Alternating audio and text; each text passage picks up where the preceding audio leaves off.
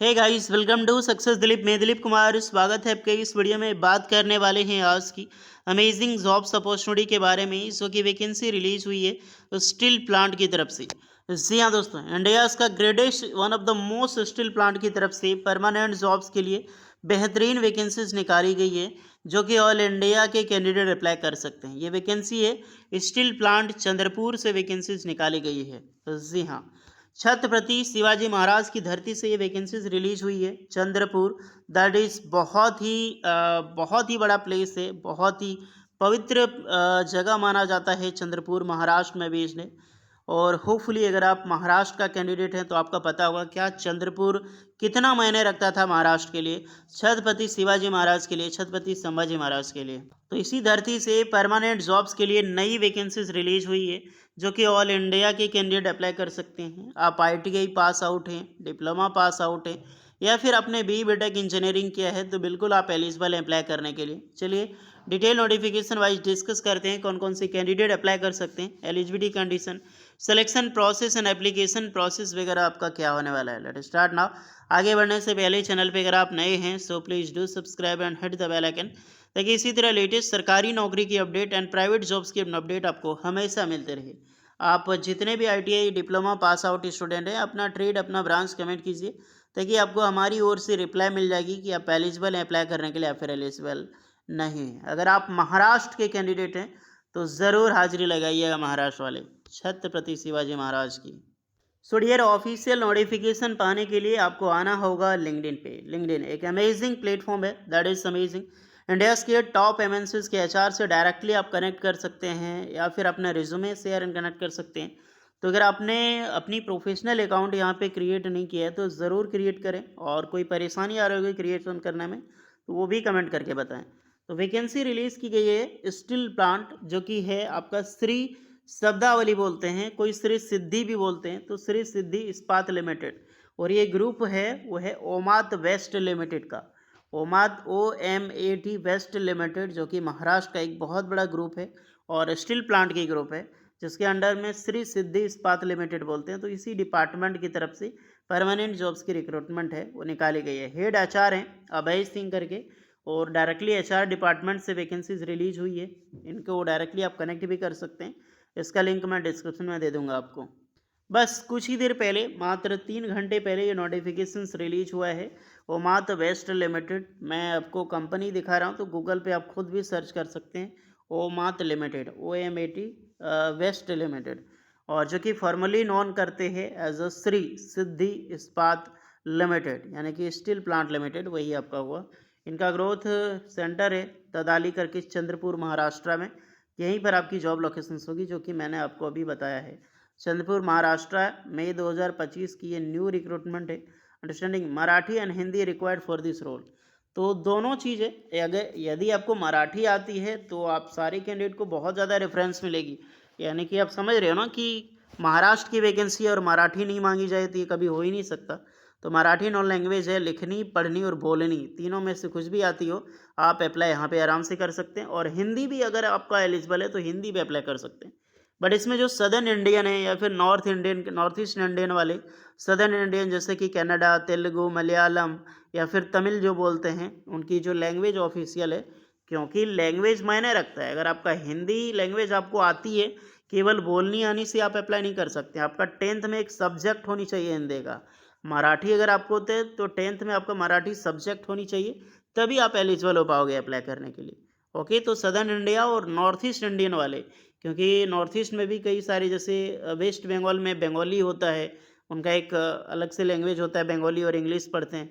आसाम में Assamese and English पढ़ते हैं, प्लस नागालैंड में ओनली इंग्लिश चलता है। तो ऑलमोस्ट जो हिंदी लैंग्वेज है वही एलिजिबल होने वाले हैं। तो एक चीज़ का फोकस ध्यान रखिएगा मेरे इस पर। चलिए बात करते हैं। पहली डिपार्टमेंट है पावर प्लांट की डिपार्टमेंट है।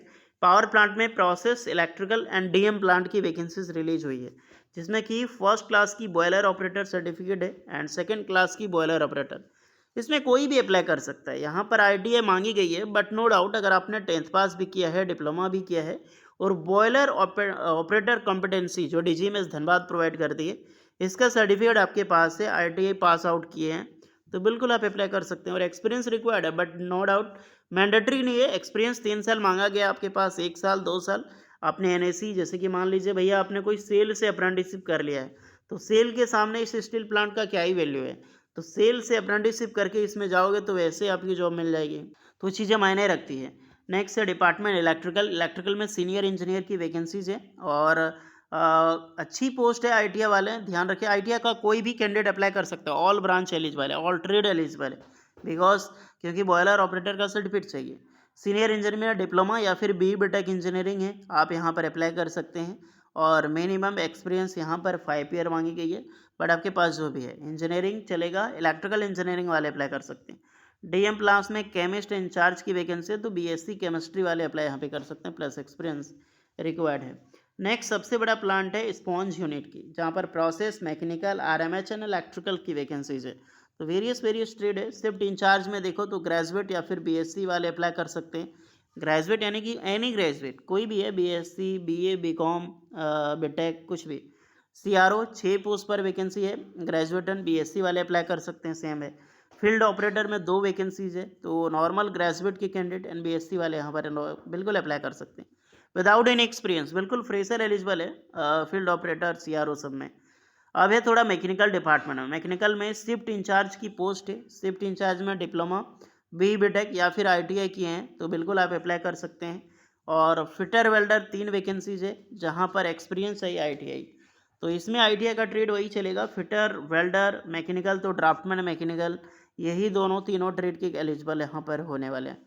फिटर की पोस्ट अच्छी खासी है फिटर के लिए अगर देखा जाए तो। इंचार्ज मैनेजर की वैकेंसीज है, तो आईटीआई डिप्लोमा बीटेक ये कोई भी अप्लाई कर सकते हैं, तीनों एलिजिबल है। आरएमएच में पोस्ट है, तो अगर आपने इलेक्ट्रिकल मैकेनिकल से डिप्लोमा इंजीनियरिंग किया है तो सारे कैंडिडेट अप्लाई कर सकते हैं। Okay dear. फिर आपकी ऑपरेटर में वैकेंसी है, तो आईटीआई कैंडिडेट अप्लाई कर सकता है। आईटीआई कौन अप्लाई कर सकता है? मैकेनिकल इलेक्ट्रिकल, यानी कि फिटर वेल्डर मशीनिस्ट इलेक्ट्रिशियंस वही एलिजिबल है। फिर से इलेक्ट्रिकल डिपार्टमेंट है, शिफ्ट इंचार्ज में ITI diploma B BTech apply कर सकते हैं। इलेक्ट्रिशियंस होनी चाहिए प्लस एक्सपीरियंस। इलेक्ट्रिशियन के लिए अलग से भी पोस्ट है, आईटीआई इलेक्ट्रिशियन ट्रेड वाले यहाँ पर अप्लाई कर सकते हैं। तो आईटीआई की मोस्टली पोस्ट ज़्यादा है कंपेयर टू डिप्लोमा और बीटेक वालों के लिए। नेक्स्ट है quality control and HR and admin में। क्वालिटी कंट्रोल में डीआरआई स्पॉन्ज की वैकेंसीज है, जहाँ पर केमिस्ट एंड एचओडी डिपार्टमेंट में वैकेंसीज है। तो एचओडी में बीएससी प्लस एक्सपीरियंस ज़रूरी है और हाईली एक्सपीरियंस होनी चाहिए, क्योंकि एचओडी डायरेक्टली एजीएम में वैकेंसीज है। केमिस्ट की पोस्ट बीएससी केमिस्ट्री वाले अप्लाई कर सकते हैं। और क्वालिटी कंट्रोल में देखो तो 10 वैकेंसी है, ये मज़ेदार पोस्ट है, ट्रेनिंग की वैकेंसी है, बिल्कुल फ्रेशर कैंडिडेट अप्लाई कर सकता है। अगर आपने बीएससी कर रखी हो और आप फ्रेशर एलिजिबल हो, केमिस्ट्री हो या फिर फिजिक्स हो, सारी कैंडिडेट अप्लाई कर सकती हैं इसमें।